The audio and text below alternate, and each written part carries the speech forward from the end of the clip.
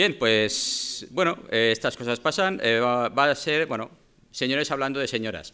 Eso nos gusta en el fondo, la verdad es esa. ¿Para qué lo vamos a negar? Pero es que también la idea original de esto salió de una mujer, evidentemente. He colaborado alguna vez en emisoras de radio, bueno, en esas cosas, y una amiga, se llama Marina Lomar, que tiene un programa de radio, pues ya hicimos una colaboración sobre cómo era el mundo del 18 y sobre todo las relaciones entre damas y caballeros. Desde el punto de vista histórico, lo de la novela romántica moderna es otra historia, ya lo veremos también un poquito. Así que nada, un poco la idea original fue de ella, iba a ser simplemente una intervención en radio, y dices, bueno, pues encontraré una, encontraré dos, tres, algunas señoras importantes del 18, se me sonaba que habían, pero claro, había que buscarlas. Bueno, pues al final ha acabado la cosa como uno de esos antiguos chistes de Don Pío, no sé si lo recordaríais alguna vez, eso de ni una, ni dos, ni tres, ni cuatro, ni cinc, 35. Pues una cosa parecida. Han salido un montón, mucho más de lo que esperaba yo cuando me puse a buscar, la verdad. Y bueno, vamos a buscar a esas mujeres del siglo XVIII, tan desconocidas, así como los comienzos de la prensa femenina en España, que es una de las primeras también de Europa, y su presencia también en instituciones, la de la mujer. Pero de todas maneras esto, como tal, pues tampoco era realmente nuevo en el siglo XVIII. Empezando por Isabel la Católica, que ya en el siglo XV, en 1474, ganó la corona de Castilla tras una guerra civil contra otra mujer, contra Juana la Beltraneja, ambas con ejércitos formados por miles de hombres que sabían evidentemente que luchaban luchaban por una mujer, cada uno por la suya. Pero bueno, por su reina, su señora ya sería otra historia, pero bueno. Y en el trono, pues Isabel de Castilla fue la mujer más poderosa de su tiempo, coleccionista de arte, creadora de una corte cultural femenina, además, encabezada por su consejera y amiga personal, Beatriz Galindo, la Latina, que al final ha acabado dando nombre a un barrio de Madrid, por cierto. Bien, también tampoco son las únicas, ni mucho menos, porque en el siglo XVI, en América, encontramos a Juana de Zárate, reconocida como adelantada del Río de la Plata, o sea, la que organizaba la conquista del territorio. O sea, ser adelantado, eso era muy importante, solo te lo podía dar el rey, para empezar, y el que tenía permiso para hacer, digamos, la expansión militar o del tipo que fuera. En concreto, pues eso. No era habitual que lo tuviera una mujer, la verdad es esa, pero aquí en España se podía hacer. En el resto de Europa era extremadamente raro. Pero aquí en España tenemos más antecedentes de ese tipo. Podría decir solamente unos poquitos, si pongo todos, igual no tenéis nada que hacer en una semana de vista, pero podríamos estar todo el tiempo hablando.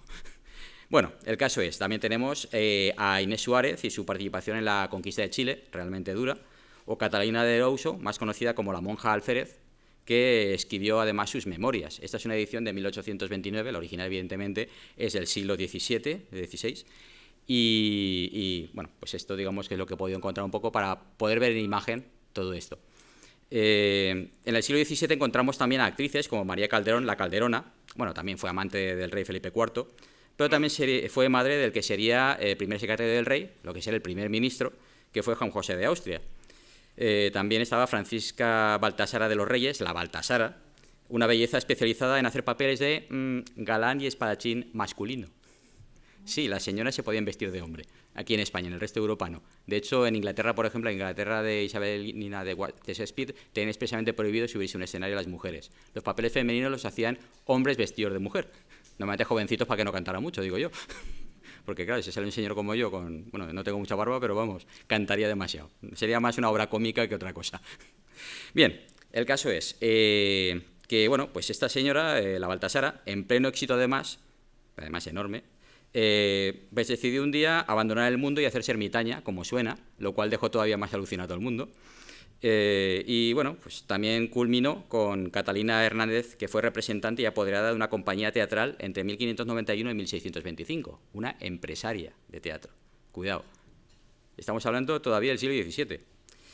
Bien, también aparecen autoras teatrales como Ana Caro de Mayén, que es la, bueno, le valora Grave y Mujer. Evidentemente la presencia del tema de la mujer en obras escritas por mujeres es prácticamente constante, lo vamos a ver. También había novelistas como María de Zayas y Sotomayor, autora de novelas amorosas y ejemplares, publicada en 1637, que además es la primera de Europa de una mujer con su propio nombre en la portada. Fuimos completamente pioneros como país, y ella como mujer, en toda Europa. Eso normalmente no se suele saber, pero hemos sido un país adelantado muchas veces. Bien, también, bueno, de hecho, en la presentación de esta obra, María de Zayas proclama la igualdad de educación para la mujer, todo un bestseller con al menos 3 ediciones en el siglo XVII, otras 3 en el XVIII, aparte de las posteriores. O sea, no era precisamente una desconocida en su época.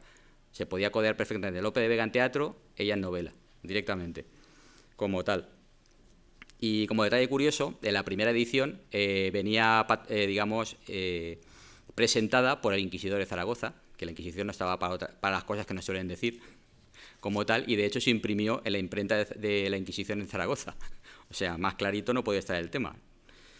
Digamos que la Inquisición, no le parecía mal estas cosas, cuando además de hecho participó en la primera edición, teniendo en cuenta que es además la del prólogo donde ella reclama igualdad de educación para la mujer, lo cual era una cosa pionera en toda Europa. Bien, pero tampoco es la única novelista del siglo XVII. Tenemos también a Mariana de Carvajal y Saavedra, que fue la autora de Novelas entretenidas en 1661, y Leonor de Meneses, autora de El desdeñado más firme, siendo su edición conservada más antigua de 1661, que igual hay alguna más antigua todavía. Pero bueno, también tenemos a la primera periodista. La primera periodista también fue española, fue Francisca de Aculodi, que en 1687 dirige en San Sebastián el periódico Noticias Principales y Verdaderas hasta 1689. Fueron 2 añitos, pero qué caray. La primera directora de periódico y además escribió buena parte de los artículos que se publicaban. Claro, cuando te pones a buscar por internet o lo que sea, siempre sale una inglesa y tal. Es varios años posterior, de hecho más de 10 años como tal, pero claro, es el tema. Prácticamente todas nuestras referencias hoy en día son del mundo anglosajón, o como mucho francés, y alguna alemana.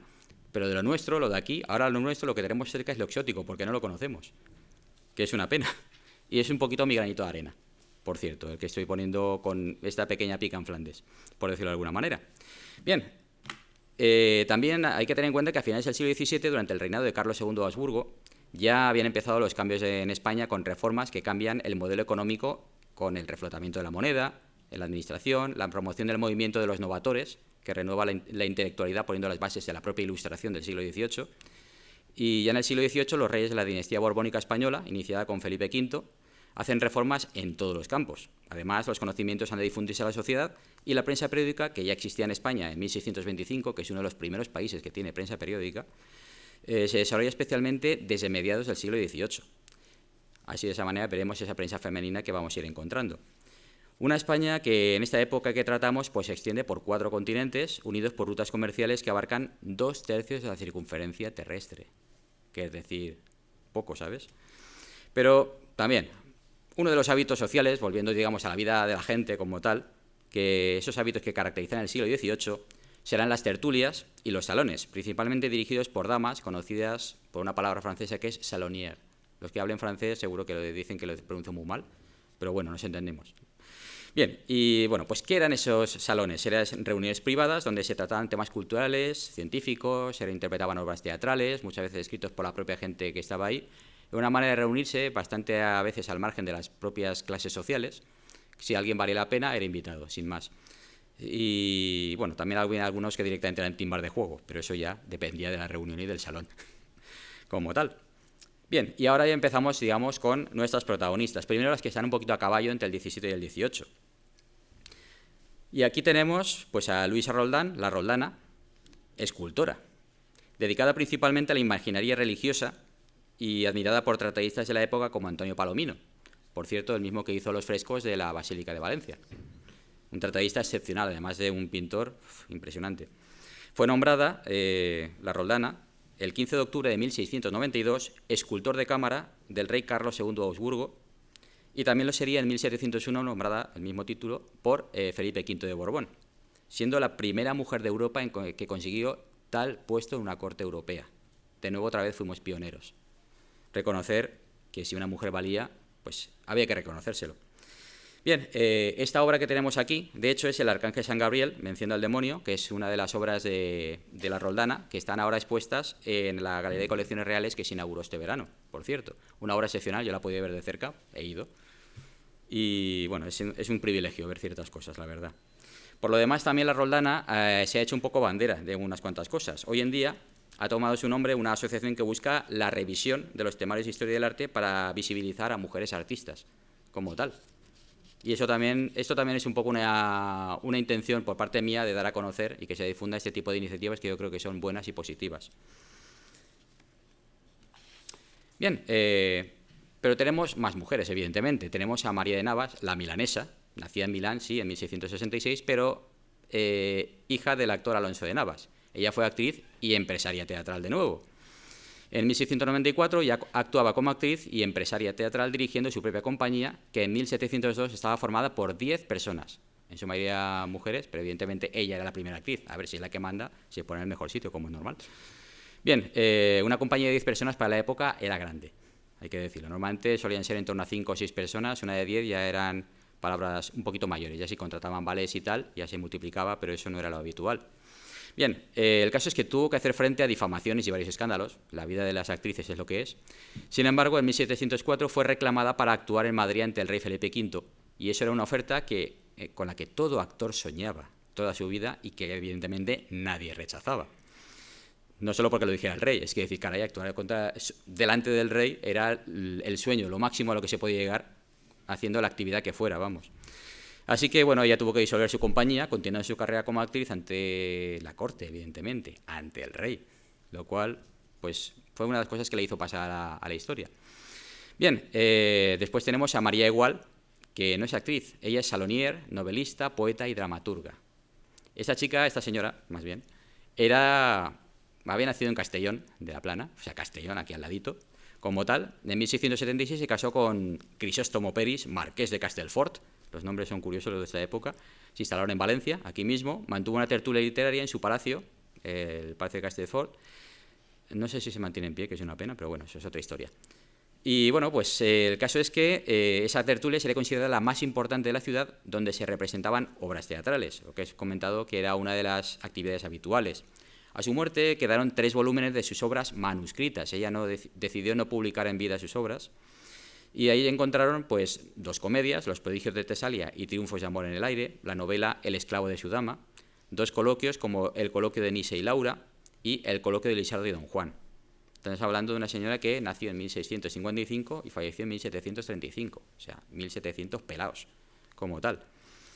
Bien, ya en el siglo XVIII ya entramos, digamos, a la parte más principal, como tal.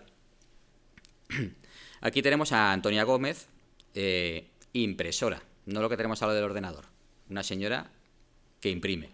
Era viuda del impresor José de Orga, tomó las riendas del negocio en 1576, salvándolo de la ruina, y dirigiéndolo durante 15 años hasta ser una de las imprentas más importantes y de mayor producción en la Valencia del siglo XVIII. Además, iniciadora de toda una dinastía de impresores, los de Orga. Tenemos alguna calle por ahí, se llama José de Orga, porque fue uno de los hijos, no fue el padre. Por cierto, ella también se merece una calle propia. Bien, también en Valencia estuvo Margarita Beo, la viuda de Antonio Bordazar, que a su fallecimiento también dirigió la imprenta de Bordazar, y fue maestra además de Benito Montfort, uno de los mayores y mejores impresores españoles del siglo XVIII. Reconocido por él, nadie se escondía. Si me ha enseñado una mujer, hay que decirlo. Porque claro, decir que eras aprendiz de alguien que era reconocido de lo mejor, tú tenías que ser también medianamente bueno, por lo menos, evidentemente. Bien, pero el caso es que además, bueno, no solo era Valencia. En Madrid he encontrado a 6 impresoras, en Barcelona a 7, en Palma de Mallorca a 3, otras 4 en otras partes de España. O sea, no eran las únicas. No eran muchas, evidentemente, porque había muchos más impresores, pero digamos que no era un fenómeno extraño. De hecho, estamos hablando no de mujeres que trabajaban en una imprenta, sino que las dirigían. Estamos hablando de empresarias otra vez, en el siglo XVIII. Luego encontramos a Teresa Guerra, autora de Obras poéticas, es que el título se las trae. Obras poéticas que a diferentes asuntos ha escrito doña Teresa Guerra. Se publicó en Madrid en 1725. Tristemente no sabemos prácticamente nada de ella, aparte de lo que ella misma puso en su obra. Así que, bueno, nos damos cuenta que sigue habiendo mucho por investigar, como tal. Ya veis las ediciones como eran, no son como los libros de ahora, con colores y todo esto. Ya lo iremos viendo. Bien, el caso es que en 1726 tenemos a un fraile, Fray Benito Jerónimo Feijó, que publica Defensa de las mujeres, en 1726, en su obra Teatro Crítico Universal, en el tomo primero. Bueno, la obra son entera 8 volúmenes, fue una de las obras más reeditadas del siglo XVIII y está considerada por muchos como la primera enciclopedia del siglo XVIII, abarcando todos los temas imaginables, que marcaba, bueno, eso será la característica principal de la Ilustración europea. Hubo muchas enciclopedias, no solamente la de Diderot y d'Alembert, que es la famosa, Y esta, de hecho, fue una de las primeras. De hecho, la principal innovación de la Diderot y d'Alembert fue el orden alfabético de temas, no otra cosa. Pero bueno, es lo que hay. Bien, el caso es que en su artículo aborda la situación de la mujer en la sociedad en la época, defendiendo de nuevo la igualdad en sus capacidades y reclamando también la igualdad de acceso a la educación. Un tema pendiente, incluso todavía hoy en muchos aspectos. Las mujeres no estaban solas, evidentemente. También contaban con el apoyo de uno de los más reconocidos intelectuales de la época, como fue Fray Benito Jerónimo Feijó, el padre Feijó. No sé si tendrá algo que ver con el político actual, pero bueno, es otra historia. Bien, y bueno, tenemos otro personaje más, María Andresa Casamayor, nacida en Zaragoza en 1720, matemática, escritora y maestra. Fue autora a los 17 años del manual de álgebra, con este título tan curioso, Tironicidio aritmético, parece que sea un delito, Instrucción de las 4 reglas llanas, que se publicó en 1738, bajo el seudónimo masculino de Casandro Mamés de la Marca, siendo el primer manual científico y la única científica española del siglo XVIII de la cual se conserva su obra. Aunque se conoce que ella tuvo otra publicación, otro título, que se llamaba El Parasísolo, de aritmética avanzada, se ha perdido la obra y no sabemos qué contenía. Como particularidad también, por ahí, por otros países sobre todo, pues dicen que alguien hizo algo, pero aquí tenemos que demostrarlo. Aquí tenéis la demostración clara, la obra delante de vosotros, y no hay trampa ni cartón, es lo que hay. Afortunadamente está, bueno, Internet, que podéis encontrar muchas cosas. A veces no es muy fácil, pero bueno. Por lo demás, en el 2019, como una parte de esa reivindicación que hay a nivel aislado de algunas mujeres, se hizo en su memoria el documental La mujer que soñaba con números, que dirigió Mireia Brisqueta. Un poco también otro granito de arena para que esta mujer, que no sé si alguien había oído hablar alguna vez de ella, yo hasta que me puse a buscar ni idea, pues alguien más ha intentado recordarla. De hecho, esta conferencia probablemente sea la mayor recopilación de mujeres del siglo XVIII destacadas que se pueda encontrar hoy en día, a fecha de hoy. Bien, luego así llegamos a una cosa muy curiosa, que fue la Academia del Buen Gusto. Que fue una tertulia cultural reunida desde el 3 de enero de 1749 en la calle del Turco de Madrid, en el palacete de doña Josefa de Zúñiga y Castro, condesa de Lemos, grande de España y marquesa de Sarriá, que como salonier dirigía las reuniones alcanzando un enorme prestigio social, o sea, el nivel cultural, o sea, que te admitían en esta reunión era algo, vamos, ya pasabas directamente a ser de la élite cultural. Y además fue referente para otros salones y donde además se enfrentaron las sensibilidades estéticas y de todo tipo del barroco frente al recién llegado neoclásico. O sea, fue el lugar donde se enfrentaron dos corrientes culturales como tal. Además, también tenemos otro personaje, María Cabañas, nacida en Madrid a mediados del siglo XVIII, sabemos muy poquito de la gente de la época realmente, que fue actriz, dramaturga y empresaria teatral, otra más. Otra vez se sabe muy poco de su vida. Es autora de Las mujeres solas, estrenada en 1557, que es la única de sus obras que se ha considerado, aunque sabemos que hizo más. Allí, en esta obra, además, defiende que la mejor manera de enfrentarse al desprecio de los hombres es despreciarlos a ellos y a sus muchos defectos, que lo retaíla que da es buena.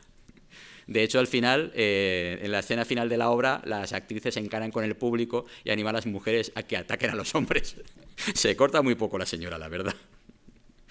Como podéis ver, eso no es propio del siglo XVIII que nos han contado. Bien, otro personaje interesante, María del Campo Redondo, nacida en Almagro, provincia de Ciudad Real, hoy en día, filósofa. Es la autora del tratado Filosofipoético en seguidillas. Hoy asociamos la seguidilla con una composición musical. También es una composición poética. En concreto, pues la seguidilla manchega, que es lo que utiliza ella, es una estructura versificada formada por una estrofa de 4 versos, los impares en heptasílabo y los pares en pentasílabos. No me preguntéis más de eso porque no tengo ni idea. Lo siento, tengo que estudiar poesía, no lo sé todo. Bien, el caso es que en esta obra, pues María Camporredondo explica racionalmente, estamos en el siglo XVIII, diferentes aspectos del mundo y de la vida en seguidas manchegas, haciendo una labor didáctica muy importante al escribir un tratado en forma de poesía para que llegara a mucha más gente como tal. La poesía, además, es una manera de facilitar la memorización, además, que es como originalmente nace. Y bueno, una manera de que la gente pudiera acceder a esos conocimientos. Luego otro personaje súper interesante, María Labdenant, nacida en Valencia en 1741, actriz y primera dama de los teatros de la corte de Carlos III. Protagonizó una carrera fulgurante desde 1759, pese a morir 8 años después, la pobre, con apenas 25 años, y además fue cantada por gente de la categoría de Cadalso, Moratín, Jovellanos. Fue una auténtica diva que escandalizó con sus relaciones. Tuvo una hija legítima y 3 hijos que no lo eran, con 2 novios diferentes. También llegó a ser rica y dueña de una importante ganadería en Algete, cerca de Madrid. O sea que la señora no solo se dedicaba al teatro. Y se puede decir de ella que vivió rápido, a tumba abierta. Su brillo cegó a todos para morir joven en su mejor momento, transformándose en una auténtica leyenda de la época. Sí, lo siento, es que me acuerdo de todo lo que he leído sobre ella mientras buscaba cosas, y es que es una historia que es de película, de verdad, a pesar de que tenía unos lunarcitos por la cara, la pobre. Pero bueno. Ladvenan, sí, es un apellido probablemente de origen francés, pero la señora de aquí era de Valencia. Y jovencilla se fue a Madrid y a triunfar. Toma ya. Bien, seguimos con la siguiente, porque llega la prensa femenina, la primera. Beatriz Cienfuegos y La Pensadora Gaditana. Son el nacimiento de la prensa femenina en España, y de hecho una de las primeras de toda Europa. Editada por la propia Beatriz, apareció el 12 de julio de 1863 en Cádiz y se editó semanalmente entre julio de 1763 y julio de 1764, o sea, estamos hablando de un año, con 53 ediciones de 24 páginas. Era un periódico para un público femenino, acerca de las costumbres masculinas y femeninas, los dictados sociales y otros temas de interés de la época. Evidentemente no se parece a la prensa femenina actual, ni al Telva, ni al Ola, ni al Mía, menos aún al Cosmopolitan. Más bien parece un libro. Técnicamente no se pudieron publicar fotografías en la prensa hasta finales del siglo XIX, y en la época los grabados eran extremadamente caros, así que eran menos frecuentes de lo que creemos, y principalmente para ediciones de lujo, que afortunadamente es el mayor porcentaje que nos ha llegado hoy en día. Pero el caso es que es la primera revista femenina española y una de las primeras del mundo. Y la que no podía faltar es, evidentemente, doña María Pilar Teresa Cayetana de Silva Álvarez de Toledo, 13, duquesa de Alba, grande de España. Nacida en Madrid en 1762. Mecenas, patrocinadora de artistas, entre los que destaca Francisco de Goya, y que le pintó este retrato en 1795, y una de las mujeres más polémicas de su tiempo. No puedes hablar de su época sin hablar de ella. Por su parte, otra que es diferente completamente es Rita Lambert, una señora nacida en Madrid. No se sabe realmente, otra vez, la fecha de nacimiento. No era noble, era empresaria. Fue fundadora de una empresa de encajes y blondas en la población de Almagro, en Ciudad Real, que llegó a tener más de 1000 trabajadores y ser declarada Real Fábrica como modelo para todas las fábricas del mismo tipo de producción en toda España. Además, protagonizó un sonoro caso judicial porque su marido, que también era empresario, quería intervenir en la gestión de la fábrica de su mujer, y ella lo denunció porque la fábrica era suya y no de su marido. Cuidado. ¿Verdad que sí? Bien. Pero también vamos a llegar a otras cosas, también, porque el reconocimiento también merece ser recordado. Por Real Orden del 21 de abril de 1767, el rey Carlos IV de España funda la Real Orden de Damas Nobles de la Reina María Luisa, una orden honorífica exclusivamente femenina, creada para distinguir a las mujeres que se destacaran por sus servicios o cualidades, llevando incluida para sus integrantes el tratamiento de excelencia o excelentísima señora, así como insignia y banda propias. Estaba encabezada la orden por la propia reina. Estaba reservado un máximo de 30 damas. En categorías de este tipo de órdenes está justo por encima de la Real Orden de Isabel la Católica, que igual os suena algo más, y justo por debajo de la Real Orden de Carlos III, que también está abierta a las mujeres, por cierto. Es de lo más alto de las órdenes honoríficas que otorga España. Hoy en día sigue existiendo, aunque solo forman parte de ella 3 damas. 2 de ellas, la reina emérita, doña Sofía, desde 1962, cuando no era reina todavía. Aquí la veis con la banda de la orden y la insignia en el hombro. Y bueno, también lo es la reina Leticia de facto, porque en los estatutos de la orden dice que la reina es la jefa de la orden. Pero realmente no lo es como tal, aunque sí de facto. Bien, también hay otras obras también. Las mujeres seguían, afortunadamente, a pesar de la fama, bastante justificada, realmente tampoco estaban tan solas. En 1768 se publica Las mujeres vindicadas de las calumnias de los hombres, con un catálogo de las españolas que más han distinguido en ciencias y armas. Bueno, por don Juan Antonio Cubí, de la Real Biblioteca de Su Majestad, del Rey. Bueno, el caso es que de aquí defiende que la mujer tiene las mismas virtudes, perfecciones y capacidades morales e intelectuales que el hombre, y se esfuerza en deshacer tópicos de taberna, supersticiones y malentendidos culturales. También la gente pone de su parte. No estoy solo yo tampoco. Bien. Y aquí tenemos algo de más de aventura. Isabel de Casamayor y Bruno, de casada Isabel de Godín, pues se casó con un francés y fuera de España las mujeres pierden su apellido, esas cosas pasan. Bueno, el caso es que España, hemos dicho que abarcaba buena parte del territorio, bueno, del mundo como tal. Esta señora nació en Riobamba, actual Ecuador, en 1728. Fue la dama que cruzó el Amazonas. Exactamente encabezó una expedición que en 1769 marchó desde Riobamba, en Ecuador, cruzó los Andes y recorrió todo el Amazonas hasta su desembocadura, en la que terminó vagando sola por la selva hasta completar el viaje, siendo la única superviviente. Pero lo consiguió. Ella sola. Las señoras del 18 también cuando había que echarla le echaban, no había duda. Bien, tenemos aquí también a Ana de San Jerónimo. El caso es que, bueno, en 1773 se publicaron póstumas las obras poéticas de la poetisa Sor Ana de San Jerónimo, nacida en el siglo, como se dice en religión, Ana Verdugo, en Madrid. Fueron recopiladas y editadas por un admirador anónimo que incluso incluyó una biografía de la autora. O sea, una poetisa monja que tenía seguidores como una influencer actual, incluso a los 77 años cuando falleció. Fue después cuando hicieron y publicaron la recopilación. Y la verdad que caray. En esas condiciones eso es un fenómeno fan y no lo que hay hoy en día, la verdad. Bien. Ahora llegamos a María del Rosario Fernández, la tirana. Nacida en Sevilla en 1755, actriz. Formada en la Escuela de Teatro de Sevilla, con 18 años se trasladó a Madrid, debutando en los Reales Sitios, o sea, delante de la corte, en 1773. Se casó con el actor Francisco Castellanos, el tirano, porque estaba especializado en papeles de malo, como tal. El caso es que, bueno, es la mujer del tirano, pues era la tirana. Pues el tema es que a la señora le gustó y decidió, pues ahora soy la tirana. Incluso cuando ella fue mucho más famosa que su marido. En 1780, la tirana fue reclamada por la Junta de Teatros de Madrid, donde se especializó en personajes de tragedias clásicas, donde destacó su estilo declamatorio. Incluso también fue criticada por ello, porque según Leandro Fernández de Moratín, transmitía los sentimientos de tal manera que incluso hacía llorar a los espectadores, aunque a veces ni se entendiera qué narices decía, pero jaray, lo hacía de una manera que aquello era, vamos, hubiese sido una gozada poder ver una actuación de esta señora, la verdad. Bueno, el caso es que fue retratada 2 veces por Goya, no una, 2. Y Goya era el retratista de los famosos.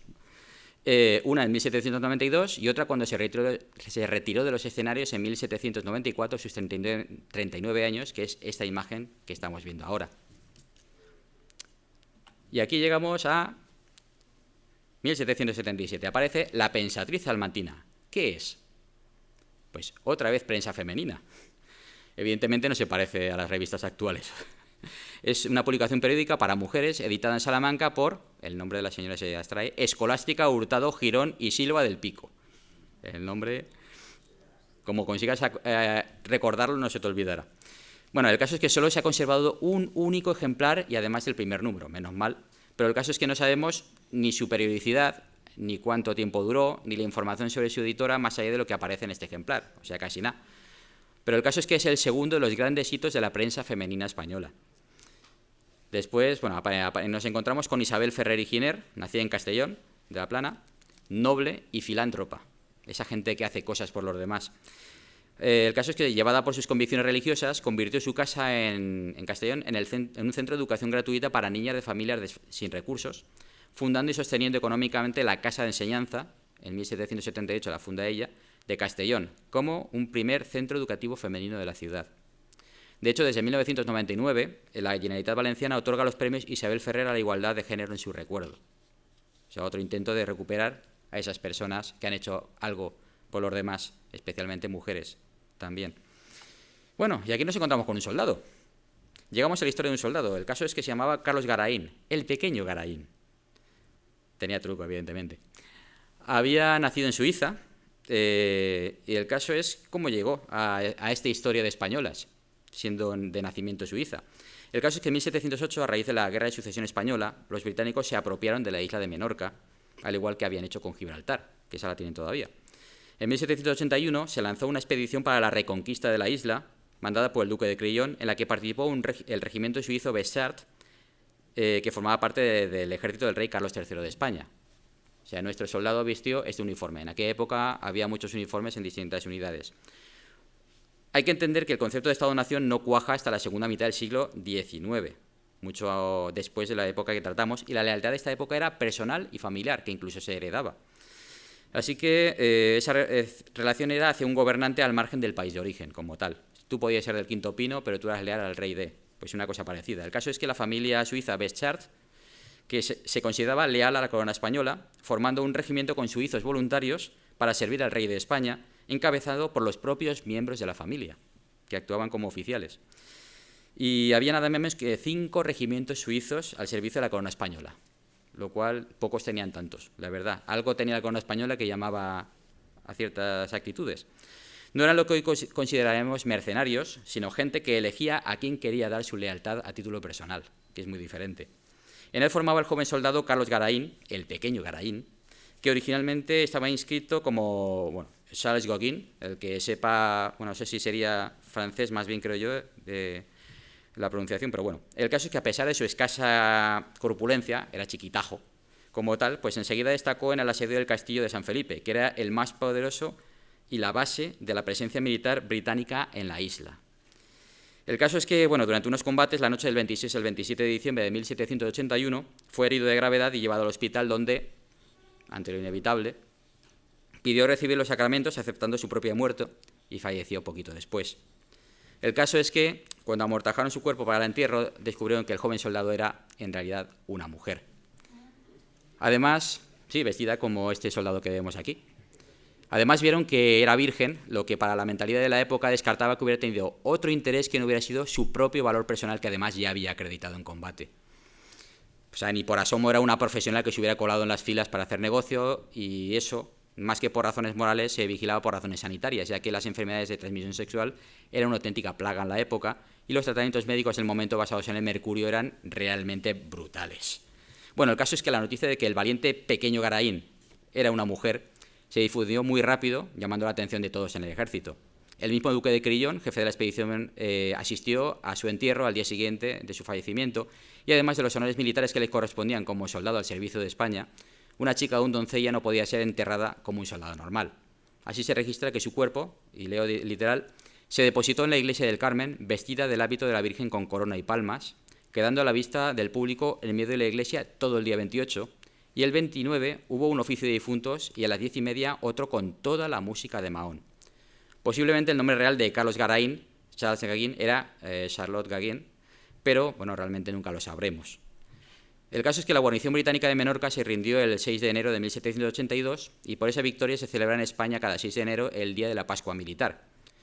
No deja de ser una forma de recordar a una mujer que decidió ser española, luchar por su rey y por la patria que había elegido.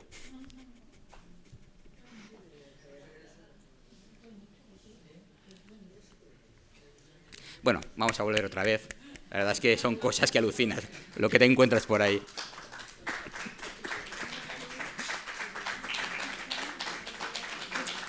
Bueno, después de ella, de algo así tan así a corazón abierto, el caso es que después de ella encontramos a María Rita de Barrenechea y Morante de la Madrid, primera condesa del Carpio y quinta marquesa de la Solana, nacida en Bilbao en 1757. El caso es que era una mujer, una ilustrada, salonier y dramaturga, autora de teatro. Es autora de obras de teatro como Catalín, una comedia sentimental, y La Haya, sobre la importancia de la educación infantil. Fue una de las 14 mujeres que crearon en 1787 la Junta de Damas de la Sociedad Económica Matritense de Amigos del País, que ahora la descubriremos también. Y esta señora que vemos aquí, en familia, es María Josefa Pimentel y Térez de Girón, 12, duquesa de Benavente y duquesa de Osuna, entre otros títulos, que tenía más. Nacida en Madrid en 1752. Fue salonier y mecenas de artistas como Francisco de Goya otra vez, el tío conseguía mecenas que vamos, era una caña, además de escritores y científicos que también apoyó. En 1784 inicia su tertulia en el Palacio de El Capricho. La duquesa mantuvo uno de los salones literarios más importantes de Madrid, convirtiéndose en la personificación de los aristócratas ilustrados del siglo XVIII. Fue una de las 2 primeras mujeres en ingresar en la Real Sociedad Económica Matritense de Amigos del País. Y de hecho, ante la polémica levantada por la admisión de mujeres, se formó en esta sociedad la Junta de Damas de Honor y Mérito en 1787, de las que la duquesa de Benavente y de Osuna fue nombrada presidenta. Fue la creadora del que hoy es el madrileño Parque del Capricho, de hecho era su casita de recreo personal, en la Alameda de Osuna, en el distrito de Barajas, en Madrid. Fue simplemente un deseo personal suyo, que la señora tenía posibles, y oye, si quieres y puedes, si no molestas a nadie, ¿por qué no? ¿Qué caray? Bueno, el caso es que hoy en día su villa de recreo es hoy una de las zonas de esparcimiento más destacadas de Madrid, aunque ha tenido un historial también muy interesante en los últimos 2 años. Y ahora llegamos a gente todavía más interesante. El caso aparte de Josefa Amari Borbón, nacida en Zaragoza en 1749, ilustrada, escritora, pedagoga y abiertamente feminista en el siglo XVIII. Fue la primera mujer que entró a formar parte de la Real Sociedad Económica Aragonesa de Amigos del País. Había varias, en Valencia también teníamos la nuestra. Eso fue en 1782. Y también formó parte de la Junta de Damas de la Real Sociedad Matritense de Amigos del País, en 1787. Fue autora de las obras Discurso en defensa del talento de las mujeres, en 1787. De hecho, fue su discurso de acceso a la sociedad matritense. Y en él reclamaba la igualdad en el reconocimiento y las capacidades de la mujer. Y también fue autora del Discurso sobre la educación física y moral de las mujeres, en 1790, donde directamente despliega su labor pedagógica sobre cómo debía ser la educación femenina en esa época, a finales del siglo XVIII. Quizá la más conocida de nuestras protagonistas de hoy sea María Isidra de Guzmán, nacida en Madrid en 1767, la primera mujer en Europa que consiguió un grado universitario de doctor, la primera doctora, en 1787, respaldada por el rey Carlos III. Además lo hizo tras un examen público en la Universidad Complutense. O sea, nada que como el rey me apadrina, hago lo que quiero, no. Ella lo demostró y demostró a todos en público que tenía derecho a ese rango. También fue la primera mujer que formó parte de la Real Academia Española en 1784 y de instituciones similares europeas. Nadie admitía mujeres en esa época en el resto de Europa. Esta fue la primera, tampoco hubo muchas más, también hay que decirlo, pero bueno. El caso es que también fue miembro de la Junta de Damas de Honor y Mérito, que hemos mencionado, y de la Real Orden de Damas Nobles de María Luisa, de la que también hemos hablado hace un momentito. Hoy es recordada en calles e instituciones de Madrid y en Alcalá de Henares, donde su ayuntamiento, desde 1992, convoca un premio de investigación con su nombre. Bueno, el caso es que en 1787 tuvo lugar esa fundación de la Junta de Damas de Honor y Mérito de la Sociedad Económica de Amigos del País en Madrid, que significó la entrada de la mujer en las instituciones, literalmente.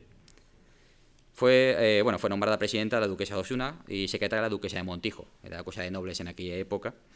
El caso es que pronto ellas fundaron bajo su patrocinio escuelas patrióticas y se seleccionó a su profesorado. Eran centros gratuitos, las enseñanzas profesionales prácticas para mujeres giraban alrededor de la fabricación de telas, que era lo propio en la época. Era un trabajo industrial, por decirlo de alguna manera, digamos, más asociado a los hombres. Ellos que pican piedra, ellas a las telas. Chicas listas. Bueno, y llegamos aquí a otra mujer, María Gertrudis de Ore y Ley, nacida en Cádiz en 1742, poetisa, pero publicaba en prensa directamente, visitante asiduo de las tertulias de Madrid y de Cádiz, especialmente la gaditana del científico Jorge Juan, un señor de Alicante, pero vamos, uno de los mayores intelectuales y científicos de la época, además de marino militar. Bueno, el caso es que esta señora, tras 16 años casada, en 1778, convence a su marido de que, mira, nuestra relación es lo que es, me voy a meter a monja, como suena, ¿eh? El caso es que se hace monja, pero publica sus poemas en la prensa de la época, en el Correo de Madrid, en el Semanario de Cartagena, en 1787. También publica varias de sus composiciones en el Diario de Madrid, que es otro diferente del Correo, pero firma con las iniciales HDS. ¿Qué significa eso? Pues lo reveló unos cuantos poemas más tarde. Hija del Sol. Toma ya, ¿un seudónimo brillante o no? La señora, desde luego, a ver, sabía que era buena y ¿por qué narices? ¿Para qué la vas a esconder? Bueno, el caso es que, también tenemos a Josefa Jovellanos y Jove, era poetisa, fue hermana del ilustrado Melchor Gaspar de Jovellanos. Luego también tenemos a Margarita de Hickley y Pelizoni, nacida en Barcelona, escritora, traductora y poetisa española, autora de poesías varias, sagradas, morales y profanas, o amorosas, con 2 poemas épicos. Parece que esté de oferta. El caso es que, ya veis que en esa época ella decidió no poner su nombre, firmó como una dama de esta corte. Y esto otro es más divertido. Clara Jara de Soto, nacida en Murcia, una señora de Murcia, novelista. Es autora de El instruido en la corte y Aventuras del extremeño, o la historia de un paleto en la ciudad donde acaba demostrando tener mejores valores y más o menos que los que Aquí hay gente que se cree superior y que le miraba por encima del hombro. Una cura de humildad para mucha gente. Bueno, también publicó poemas en el Diario de Madrid en 1790 y bueno. Y ahora hablaremos de otra de las grandes instituciones de la época, mujeres académicas en la Real Academia de Bellas Artes de San Fernando, la de Madrid, fundada en 1752 y situada desde 1773 en el Palacio Goyeneche de la calle Alcalá de Madrid, donde aún sigue, todavía no la han cambiado de sitio.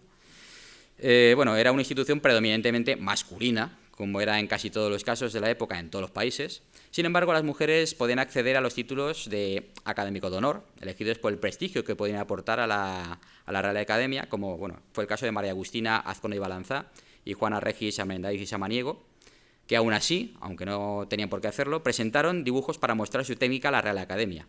Hay que tener claro que para ser parte de la nobleza y tener una educación acorde para ser noble, tenéis que tener un nivel educativo y eso incluía dibujo, pintura, también para mujeres. O sea, un noble no era noble por nacer, también tenía que formarse como tal y si no, no valía la pena ser noble. No te iban a quitar el título porque habían nacido con él, un poco por castigo, pero también había que, digamos, ser algo impresentable. Y nobleza obliga, que es el origen de la frase. Bueno, también estaba la posibilidad de ser académico de mérito, que tenía que demostrar con habilidades artísticas a la Real Academia para obtener esa mención, presentando ante la Junta una muestra de su arte para que se valorara su habilidad, contándose 12 mujeres que lo consiguieron antes de acabar el siglo. Y luego académico supernumerario, similar al anterior, pero que se consideraba como que siendo buenas aún podían mejorar. No habían acabado el recorrido y aún así hubo otras 4 que fueron algo más que eso. Fueron directoras honorarias y eso era algo reservado a artistas de gran calidad como recompensa honorífica, de las que hubo 4 antes de terminar el siglo. No voy a decir los nombres porque vamos. Bueno, y tenemos un caso un poquito especial, el caso de Ana María Mengs, que es esta señora que vemos aquí. Este cuadro rojo como tal es el símbolo de la Real Academia de Bellas Artes de San Fernando, o sea, RA, eso tan raro que pone ahí. Y ella, como tal, Ana María Mengs, este es un autorretrato de ella. Se lo hizo ella misma. Bueno, pintora. Nacida en Dresde, Alemania, era hija del pintor Rafael Mengs, que se estableció en Madrid en 1761 cuando ella contaba 10 añitos. O sea, toda su formación la hizo aquí. Fue discípula de su padre, destacando por su capacidad para el dibujo, como podéis ver. Y el color. Fue pintora de corte del infante Don Luis, hermano del rey Carlos III de España. Una historia también que merecería una novela, pero si os aburrís mucho luego os la cuento. Así como académica de honor, fue académica de honor y miembro de mérito de la Real Academia de Bellas Artes de San Fernando, que consiguió en 1790.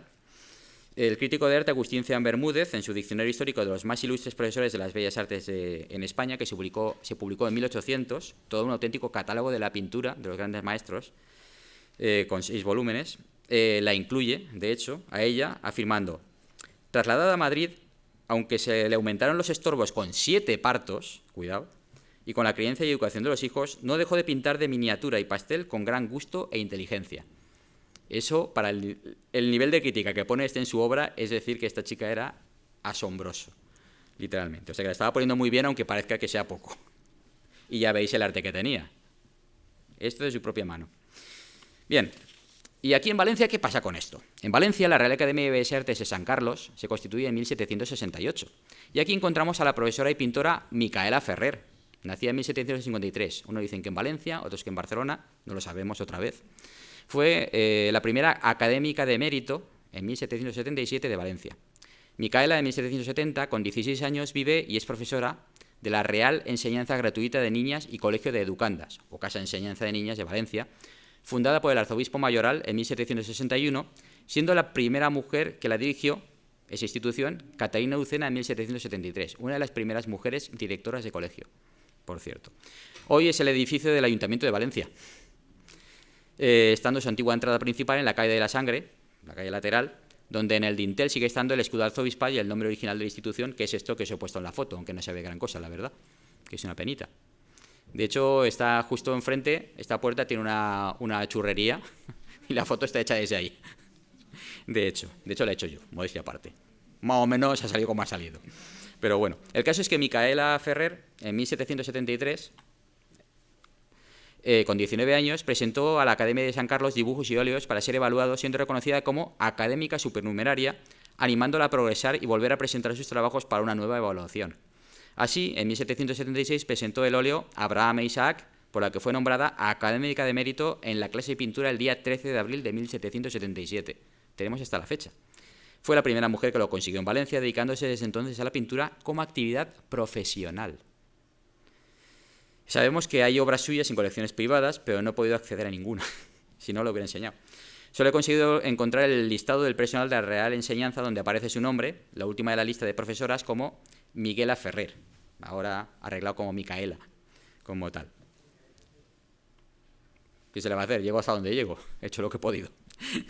Bien, y aquí esto que choca bastante. ¿Qué tiene que ver el fútbol con todo esto? Vamos a ver. Pues vamos a hablar de Teresa Herrera. ¿Quién era esta señora? Esta señora nació en La Coruña en 1712, filántropa, que dedicó su vida, sus escasos ingresos, que no era rica ni por asomo, y los de los donantes que consiguió, también por medio de la parroquia a la que estaba vinculada, que le ayudaron a la fundación del primer Hospital de Beneficencia de La Coruña, en 1791. Hoy lleva su nombre, además de aquel ahora moderno hospital que ella fundó, el trofeo Teresa Herrera de fútbol, que se disputa en La Coruña desde 1946, siendo el decano de los trofeos de verano y uno de los de mayor prestigio internacional en su categoría, y además desde 2013 también se disputa el trofeo Teresa Herrera femenino de fútbol. Pero bueno, en este hospital iniciará su labor Isabel Zendal, que igual os suena a alguno, enfermera en la primera época del hospital, fue una de las enfermeras fundadoras prácticamente, que sería además la rectora del hospital, y con su participación en la Real Expedición Filantrópica de la Vacuna, de 1803 a 1806, que dio la vuelta al mundo extendiendo la vacuna de la viruela, está reconocida internacionalmente como la primera enfermera de la historia en misión internacional. Otra española. Bien. Y otra mujer más, Isabel María Morón, dramaturga, autora de la obra teatral Buen amante y buen amigo, publicada en Madrid en 1792 e interpretada. Una comedia sentimental escrita en verso donde critica los roles tradicionales del hombre y la mujer en el matrimonio, y otra vez apenas sabemos nada de ella más allá de lo poquito que aparece en la obra que publicó. Una penita.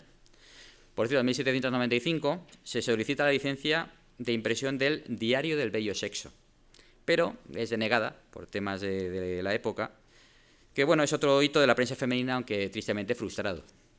O sea, que no siempre salen las cosas bien, ¿qué se le va a hacer? Y ahora tenemos otro personaje, María Rosa Gálvez de Cabrera, nacida en Málaga en 1768, poeta y dramaturga con 17 obras teatrales, 6 tragedias, 3 comedias, 4 obras breves, una zarzuela, y además tradujo otras 3 obras teatrales extranjeras. Era la reina de los principales teatros madrileños con obras teatrales en verso, reivindicando la libertad personal, especialmente la femenina.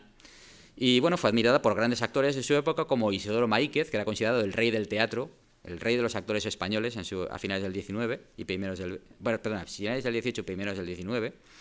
Y sus estrenos eran reseñados en la principal prensa literaria del momento. Bueno, 8 de sus obras fueron representadas entre los años 1801 y 1805 en los principales teatros madrileños de la época, el de los Caños del Peral y del Príncipe. Es obra suya Familia en la Moda, que estrenó la temporada de teatro de 1805, o sea, la primera obra, la que inauguraba toda la temporada, que eso era la culminación de un dramaturgo, pues lo consiguió una mujer. Y bueno, María Rosa Gálvez también fue criticada por su conducta moral ajena a los valores de la época, se sale un poquito de la línea. Vivía separada de su marido, pero muchos kilómetros, su marido seguía a Málaga y a Madrid.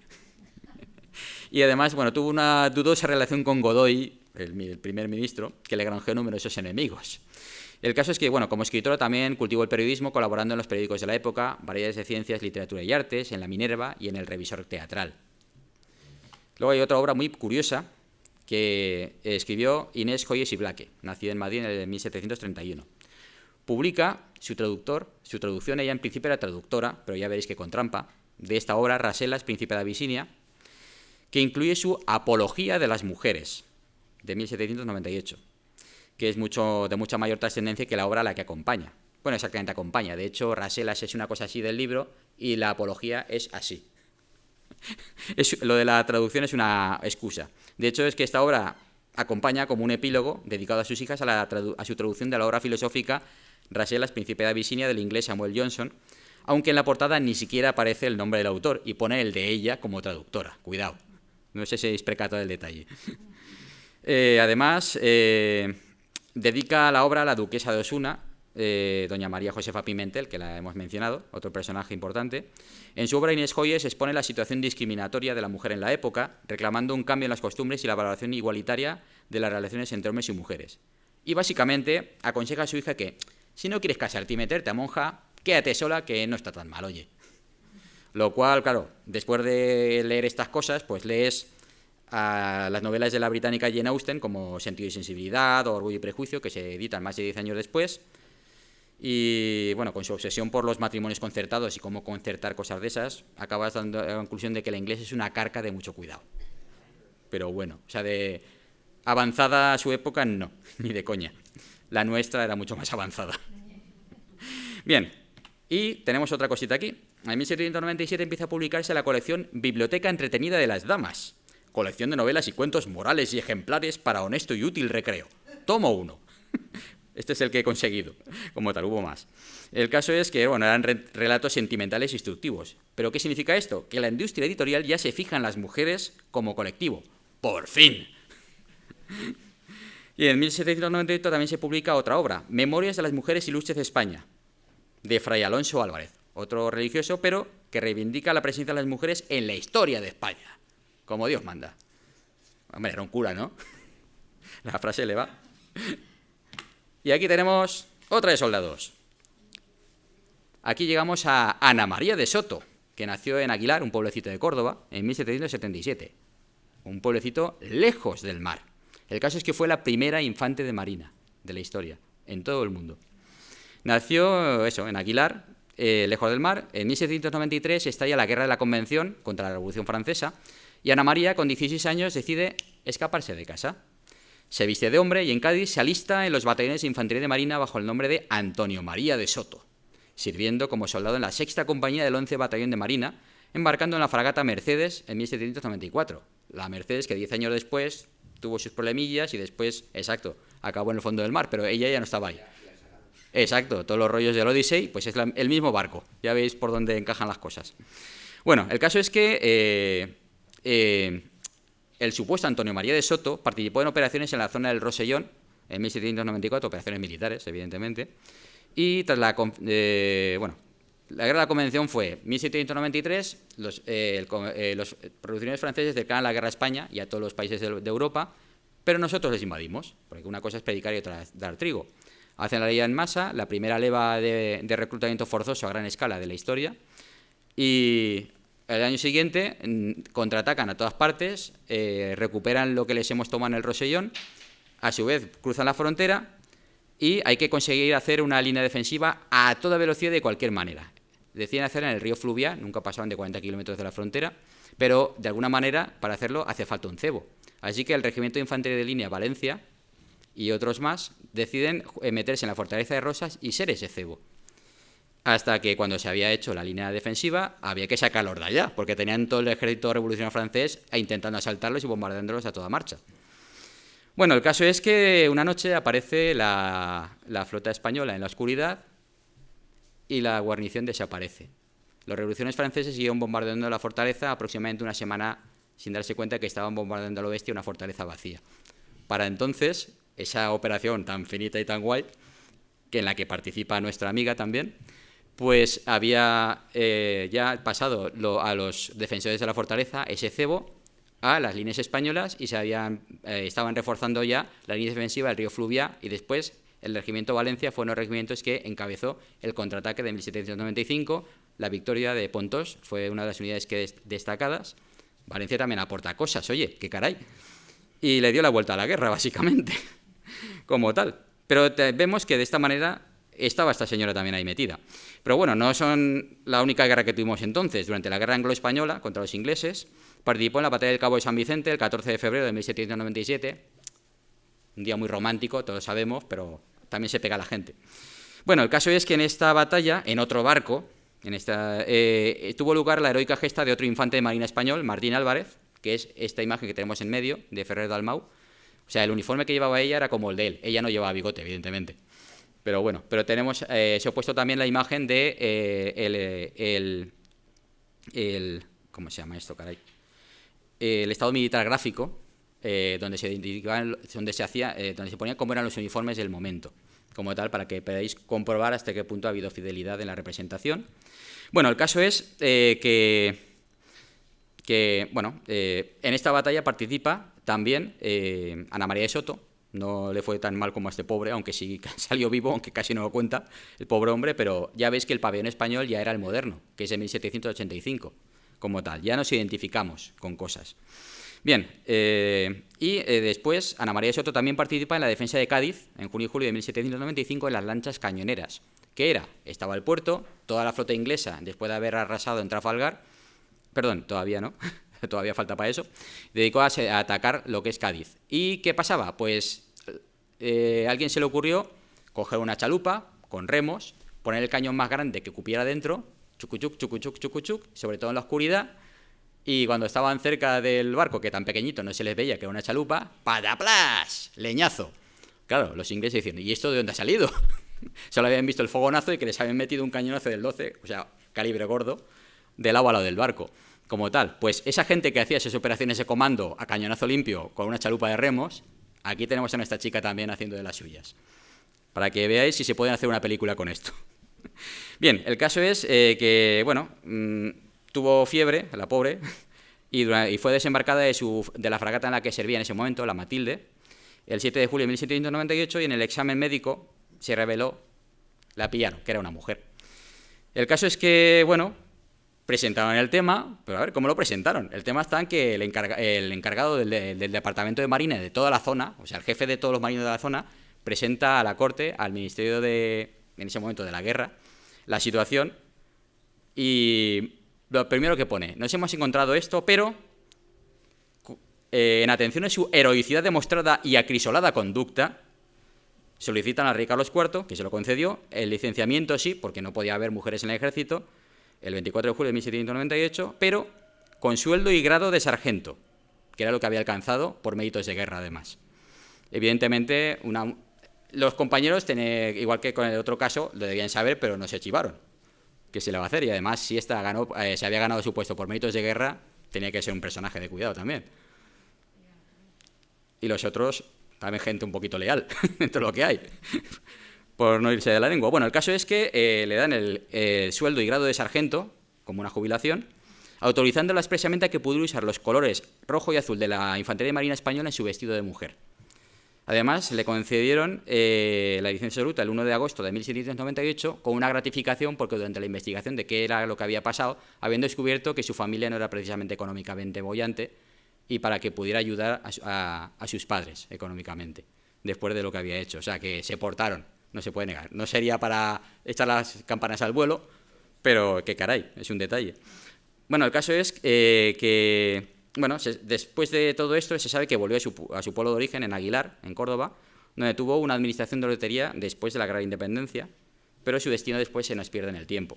Está considerada la primera mujer infante de marina del mundo, y en su recuerdo la escritora Alicia Ballina publicó la novela Hija del Mar en el año 2021, hace poquito. Que, por cierto, la tengo en casa en la pila de libros por leer, lo siento, lo reconozco, la tengo hasta dedicada. Bueno, ya estamos acabando. Tenemos a María Martínez Abello, Madama Abello, nacida en Barcelona, hacia mediados del siglo XVIII, de nuevo no lo sabemos, salonier, poetisa y dramaturga, autora del drama sentimental en verso, Entre los riesgos de amor, sostenerse con honor, o La Laureta, y La Estuarda, sobre María Estuardo, reina de Escocia. Y ya estamos acabando, porque desde luego las españolas que destacaron en los primeros años del siglo XIX nacieron en las últimas décadas del siglo XVIII, como la cantante de ópera y compositora española Isabela Colbrán, esta de la lira, y escritoras y polemistas como Francisca Frasquita Larrea y su hija Cecilia Bolde-Faber, que firmaba como Fernán Caballero, que igual le suena más. Las heroínas de la Guerra de la Independencia contra Napoleón Bonaparte, como Josefa Dominga Catala de Barriola, duquesa de Almodóvar del Río y una de las principales financiadoras del levantamiento de 1808 en Valencia. Su casita la tenía entre la Plaza de la Virgen y lo que ahora sería... no me sale ahora, bueno, las Cortes Valencianas, en esas callecitas. Y desde ahí decidió, ¿esto de qué va? ¿No es una revolución de que van por lo que van? Puso encima de la mesa, a tocateja, el salario de 1000 soldados durante todo un año. La señora tenía posibles y tenía las ideas muy claras. Y eso que ya tenía su edad y con un historial personal un poco peculiar. Era más filántropa y de, bueno, vamos a poner casas y educar a las niñas y todo esto, pero cuando había que poner pasta para soldados. Aquí las tenemos. Bueno, También la muy famosa Agustina de Aragón o Martina Iba y Barriaga, que llegaría a teniente coronel de los Reales Ejércitos y a la que la escritora Ascensión Badiola dedicó su libro Martina Guerrillera en el 2015. Otro intento de recuperar otro personaje interesante. Pero hemos visto mujeres destacadas que, en mi opinión, merecen ser recordadas y reivindicadas, pero no debemos olvidar situaciones que no deberían tener lugar en ningún caso. De eso ya se denunciaban en el siglo XVIII los abusos, los matrimonios malavenidos y la violencia de género, como nos muestra Francisco de Goya en estos 3 grabados. De hecho, bueno, había una frase que decía que había cosas que no debía hacer un hombre si merecía tal nombre. En el siglo XVIII todo lo ponía en versito, pero suena bien. Bueno, pero a su vez no debemos olvidar que todas aquellas personas, hombres y mujeres, de hace ya 3 siglos eran como nosotros. Como también nos dice el mismo Goya en esta otra de sus obras, La gallina ciega, eran gente que vive el día sin saber qué les separa el futuro, pero qué narices, intentando ser felices. Muchas gracias a todos.